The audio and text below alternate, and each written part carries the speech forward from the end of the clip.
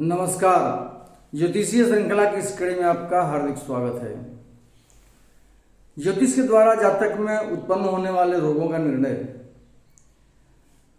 इस विषय के अध्ययन के क्रम में आइए अब अंग वैकल्य संबंधित जो ज्योतिषीय सूत्र हैं उनका अध्ययन हम करते हैं। अंग वैकल्य क्या है?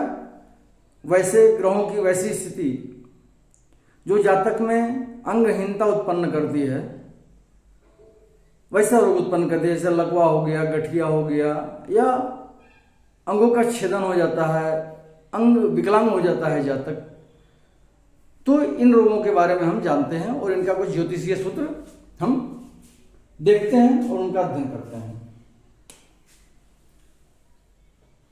यदि बृहस्पति और शनि एक साथ में, अर्ध ज्योति का चंद्रमा दसम भाव में बैठा हो और मंगल सप्तमस्थ हो, तो जातक को अंग विकलता होती है।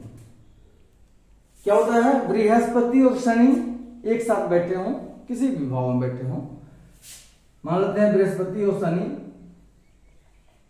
एक साथ बैठे हैं, अर्ध ज्योति का चंद्रमा दसम भाव में बैठा हो। पहला तो चंद्रमा दसम भाव में बैठा हो। अब हम जानेंगे कि अर्ध ज्योति का चंद्रमा दसम भाव में, अर्ध ज्योति का चंद्रमा क्या होता है। तो जब चंद्रमा से चतुर्थस्थ या दसमस्थ सूर्य हो तो चंद्रमा अर्ध ज्योति का होता है। सूर्य या तो लग्न में बैठा हो और चंद्रमा अर्ध ज्योति का होगा, दसम भाव में बैठा होगा, या सूर्य यदि सप्तम भाव में भी बैठा होगा तो चंद्रमा अर्ध ज्योति का ही होगा। चंद्रमा से सप्तमस्थ यदि सूर्य होता है तो चंद्रमा पूर्ण ज्योति का होता है, पूर्णिमा का चांद होता है।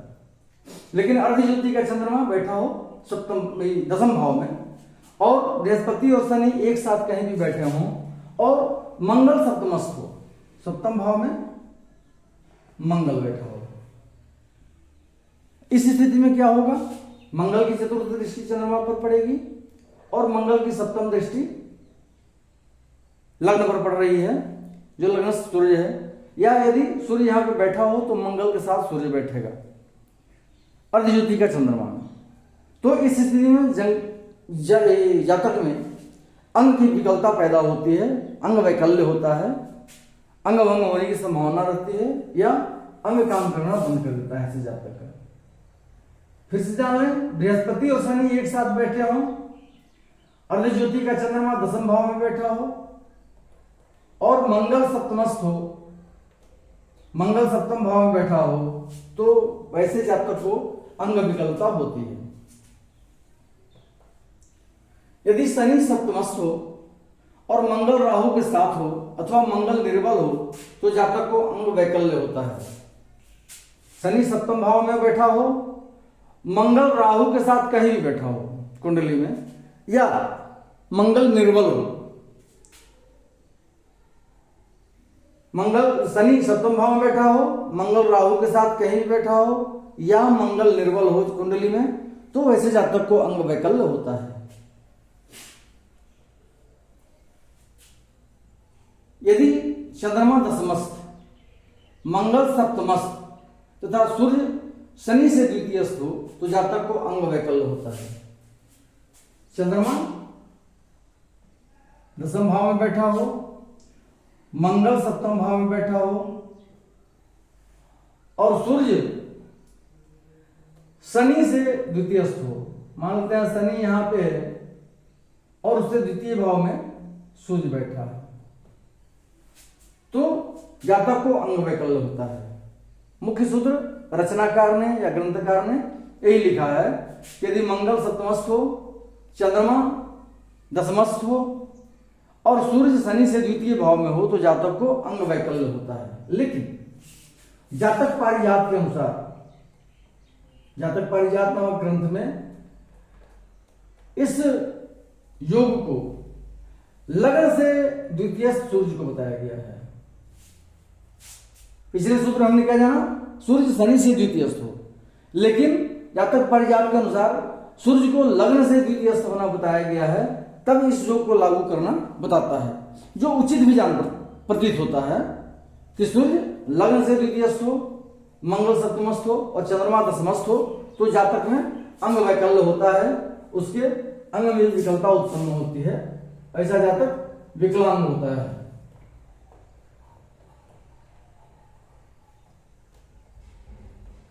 ग्रंथकार ने क्या बताया है कि मंगल सप्तमस्थु, चंद्रमा दशमस्थु, सूर्य शनि से द्वितीयस्थु, तो जातक को अंग वैकल्य होता है। परंतु जातक पारिजात में कहा गया है कि नहीं, चंद्रमा दशमस्थ हो, मंगल सप्तमस्थ हो और सूर्य लग्न से द्वितीय भाव में बैठा हो तो जातक को अंग वैकल्य होता है, अंग में विकलता होती है। अगला पॉइंट है, यदि पंचम भावस्थ राशि के दशकाण में मंगल बैठा हो और सूर्य शनि तथा चंद्रमा की उस पर दृष्टि पड़ती हो तो जातक के बाहु नहीं होते हैं। पंचम भाव में जो राशि है उस राशि के दशकाण में मंगल बैठा हो और वैसे मंगल पर सूर्य चंद्रमा और शनि एक साथ दृष्टि डाल रहे हों तो जातक के बाहु नहीं होते हैं। दोनों बाहु में विकलांगता होती है, या तो किसी बीमारी से बाहु काम करना बंद कर देते हैं या बाहु कट जाते हैं, वैसी स्थिति पैदा होती है, अर्थात जातक बाहु विहीन होता है। अगला पॉइंट है कि यदि नवम स्थान के दशकाण में मंगल बैठा हो और सूर्य चंद्रमा तथा शनि से दृष्ट हो तो जातक पाद विहीन होता है। वही स्थिति यदि नवम स्थान की राशि के दशकाण में मंगल बैठा हो, जो राशि नवम भाव में हो उस राशि के दशकाण में मंगल बैठा हो और सूर्य चंद्रमा और शनि से दृष्ट हो वैसा मंगल, तो जातक पाद विहीन होता है, उसके पैर पर आफत आ जाती है, पैर में विकलांगता पैदा होती है। और यदि लग्न के दशकाण में मंगल बैठा हो, वही स्थिति है कि लग्न के दशकाण में यदि मंगल बैठा हो और उस पर सूर्य चंद्रमा और शनि की दृष्टि पड़ रही हो तो ऐसा जातक मस्तक विहीन होता है, उसके सिर में विकलांगता पैदा होती है, उसका सिर काम करना बंद कर देता है या सिर होता नहीं, मस्तक विहीन होता है। तो हम ग्रहों की बलाबल की स्थिति के अनुसार हम देखेंगे तो ये स्थिति है कि मंगल को इन तीन राशियों के दशकाण में होना जरूरी है। यदि पंचम के दशकाण में है तो जातक बाहु विहीन होता है, नवम के दशकाण में अगर मंगल बैठा हो तो जातक पाद विहीन होता है, और यदि लग्न के दशकाण में जातक मंगल बैठा हो तो जातक मस्तक विहीन होता है। और ये तीन योगों के बारे में बताया गया है कि तीन योगों के रहने से कभी कभी जातक जन्म से ही, यदि पंचम राशि के दशकाण में मंगल हो और उस पर दृष्टि पड़ रही हो सूर्य चंद्रमा और शनि की, तो जन्म से ही वो बाहु विहीन होता है, बाहु से विकलांग होता है, या नवमस्थ दशकाण में मंगल के रहने से पाद विहीन होता है जन्म से ही जातक, या लग्न की राशि के दशकाण में रहने से मंगल के जातक मस्तक विहीन होता है, जन्म से ही जातक वैसा पैदा होता है जिसका वो अंग काम करना बंद कर देता है या वो अंग होता ही नहीं। अगला पॉइंट है कि यदि राहु अथवा केतु लग्नगत हो तथा लग्नेश छठे, आठवें तथा 12वें स्थान में हो तो लग्नेश की महादशा में जब षष्ठेश की अंतर्दशा आती है तो जातक अंग विहीन हो जाता है। राहु अथवा केतु लग्न में बैठा हो और लग्नेश छठे भाव में, 8वें भाव में या 12वें भाव में बैठा हो, अर्थात लग्नेश द्वस्थानगत हो, तो जब लग्नेश की महादशा आती है जातक की, तो और जब उसमें षष्ठेश की अंतर्दशा आती है तो जातक में विकलांगता पैदा होती है, उसमें जातक का अंग भंग होने की संभावना होती है। क्या है?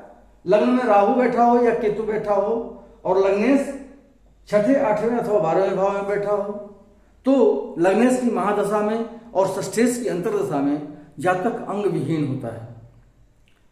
अगले वीडियो में हम अंग वैकल्य से संबंधित कुछ अन्य ज्योतिषीय सूत्रों को लेकर उपस्थित होंगे। नमस्कार।